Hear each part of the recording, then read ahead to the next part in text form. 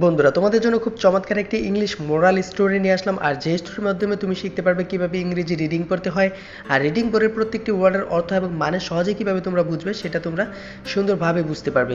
এছাড়াও তোমরা এই স্টোরিতে অনেক সুন্দর সুন্দর ইংলিশ ভোকাবুলারি পেয়ে যাবে, যেগুলো তোমাদের স্পোকেনের ক্ষেত্রে খুবই হেল্পফুল হবে। ওকে, সো বন্ধুরা, story name the young curve and his mother, মানে হলো তরুণ কাকড়া এবং তার মা। এই যে দেখো, ইয়াং অর্থ হলো তরুণ, হ্যাঁ, এই যে কার্ভ অর্থ হলো কাকড়া। তাহলে আমরা জেনে নিলাম কার্ভ অর্থ হলো কাকড়া, অ্যান্ড এবং হিজ মাদার মানে হলো তার মা। এই যে হিজ অর্থ হলো তার। তাহলে এটা খুবই একটা ভিন্ন একটি স্টোরি, যে স্টোরিতে অনেকটা সুন্দর একটি শিক্ষা রয়েছে। আশা করি তোমরা পুরো ফুল ভিডিওটি তোমরা দেখবে। ওকে, ওয়ান ডে, একদিন। ওয়ান ডে অর্থ হলো একদিন। একদিন দেখো কি হয়, ইয়াং কার্ভ, হ্যাঁ, সেই তরুণ কাকড়াটি, যে কার্ভ অর্থ হলো কাকড়া আর ইয়াং অর্থ হলো তরুণ। ওকে, সেই তরুণ কাকড়াটি কি করেছিল, was trying. Was trying, trying অর্থ হলো চেষ্টা করা, ওয়াজ অর্থ হলো ছিল, চেষ্টা করেছিল। সেই তরুণ কাকড়াটি চেষ্টা করেছিল কি করতে, টু মুভ। মুভ অর্থ হলো সরতে। এই যে টু অর্থ হলো তে অর্থে বোঝায়, আর মুভ অর্থ হলো সরা। তাহলে কি, একদিন সেই ইয়াং কাকড়াটি কি করেছিল, সরতে চেষ্টা করেছিল, বা তরুণ কাকড়াটি, সেই বাচ্চা কাকড়াটি সরতে চেষ্টা করেছিল। এই যে মুভ অর্থ কি, সরা। হ্যাঁ, তারপর দেখো কি হয়, বাট। বাট অর্থ হলো কিন্তু। He could. কুড অর্থ হলো পারা। সে পেরেছিল, কি পেরেছিল, অনলি শুধু। হ্যাঁ, শুধু কি পেরেছিল, মুভ সরতে। হ্যাঁ, সাইডওয়েজ। সাইডওয়েজ অর্থ হলো পাশে। তোমরা এটা নোট করে নাও যে সাইডওয়েজ অর্থ হলো পাশে। তাহলে কি, শুধু সে পাশে সরতে, মানে সে সরতে চেষ্টা করেছিল বা হারতে চেষ্টা করেছিল, কিন্তু সে পারে নাই, শুধুমাত্র পাশে সরতে সে পেরেছে। দেখো যে হি কুড অনলি মুভ, হ্যাঁ, সে পেরেছে, শুধুমাত্র সরতে পেরেছে।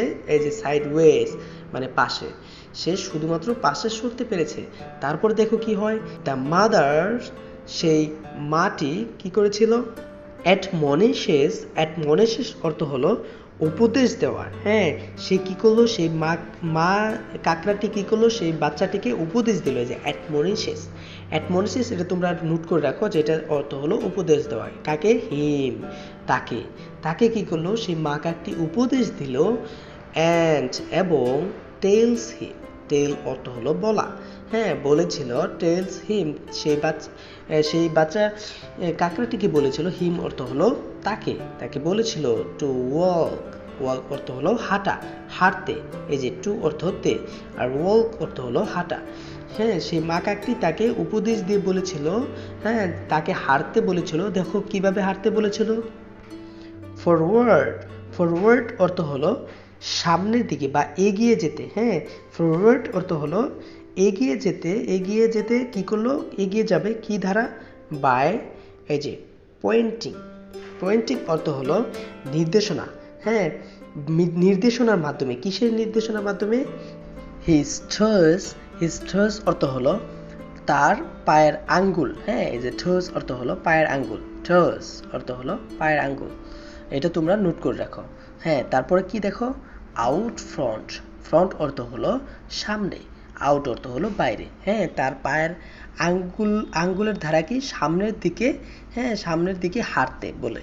হ্যাঁ, তার মা তাকে সাজেস্ট করে যে তোমার পায়ের আঙ্গুলের ধারা সামনের দিকে, বা আঙ্গুলের ইশারায় সামনের দিকে কি হেঁটে যাও। তারপরে দেখো কি হয়, দ্য ইয়াং কার্ভ মানে হলো সেই তরুণ কাকড়াটি। এই যে কার্ভ অর্থ হলো কাকড়া। হ্যাঁ, কাকড়াটি কি করেছিল, সেজ, হ্যাঁ, বলল, হি ডাজন্ট নো হাউ। হ্যাঁ, সে কিভাবে হাঁটবে বা কিভাবে সামনের দিকে যাবে সেটা সে জানে না। এই যে ডাজন্ট অর্থ হলো না অর্থ বোঝায়, আর নো অর্থ হলো জানা।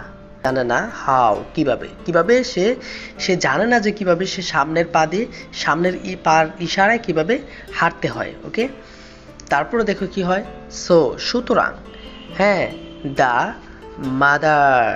হ্যাঁ, সুতরাং দ্য মাদার গেটস আপ। হ্যাঁ, গেটস আপ অর্থ হলো উঠা। সে উঠলো, সে মা কাকটি উঠলো কি করতে, টু শো, হ্যাঁ দেখাতে, হিম তাকে। হ্যাঁ সেই মা কাকটি কি করলো, উঠলো বা শুরু করলো সে কি করতে, দেখাতে, যে শো, শো অর্থ হলো দেখানো, হিম অর্থ হলো তাকে। সেই সেই তরুণ কাকড়াটিকে মা কাকটি দেখানোর জন্য উঠে বসলো বা উঠে দাঁড়ালো, ওকে। তারপরে দেখো হাউএভার, হাউএভার অর্থ হলো যাই হোক, যাই হোক। সি, হ্যাঁ মানে হলো সে, ক্যান নট ওয়ার্ক, হ্যাঁ সে কি করলো, হাঁটতে পারলো না। এই যে দেখো ওয়ার্ক অর্থ হলো হাঁটা, ক্যান নট অর্থ হলো না, সে হাঁটতে পারলো না। ফরওয়ার্ড ইয়েদার, হ্যাঁ ফরওয়ার্ড ইয়েদার অর্থ হলো সামনের দিকে, সে কি হাঁটতে পারলো না, ওকে। ইয়েদার অর্থ হলো হয় অর্থে বোঝায়, ওকে। সে সামনের দিকে হাঁটতে সক্ষম হয়েছিল না। তারপর দেখো কি হয়, সি রিলাইজেস, সি রিলাইজেস, রিলাইজেস অর্থ হলো উপলব্ধি করা, হ্যাঁ সে অর্থ হলো সে, সে উপলব্ধি করেছিল হাউ আনফেয়ার, হাউ আনফেয়ার অর্থ হলো কতটা অন্যায়, আনফেয়ার অর্থ হলো অন্যায়, ওকে। হাউ অর্থ হলো কতটা, সে রিলাইজ মানে হলো উপলব্ধি করতে পারে, হ্যাঁ যে এটা কতটা অন্যায় করেছে। তারপরে দেখো কি সে, হ্যাঁ সে ওয়াজ ছিল, আর বেইং অর্থ হলো কোনো পার্সনকে বোঝাতে বেইং ব্যবহার হয়, ওকে, বা প্রাণীকে বোঝাতে বেইং ব্যবহার হয়। সে এমন একটি প্রাণী ছিল, অ্যান্ড এবং অ্যাপোলোজাইজেস, অ্যাপোলোজাইজেস অর্থ হলো ক্ষমা প্রার্থী, কার কাছে, টু হিম, হ্যাঁ টু হিম তার কাছে, মানে হলো সেই ইয়াং কার্প মানে হলো সেই তরুণ কাকড়াটির কাছে সেই মা কাকটি ক্ষমা প্রার্থী ছিল, হ্যাঁ বা এমন একটি প্রাণী ছিল যে ক্ষমা প্রার্থী ছিল, ওকে। এই যে অ্যাপোলোজাইজেস, অ্যাপোলোজাইজেস অর্থ হলো ক্ষমা প্রার্থী, ওকে। এটা তোমরা নোট করে রাখবে। এটাতে একটি শিক্ষণীয় বিষয় হলো তুমি যেটা পারো না অন্যকে সেটা সাজেস্ট করো না, ওকে।